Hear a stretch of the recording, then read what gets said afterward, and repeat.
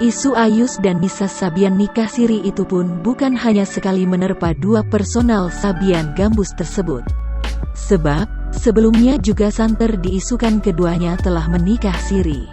Bahkan isu itu pun sampai membuat pihak-pihak Pua Pondok Gede, selaku domisili rumah Nisa Sabian, buka suara.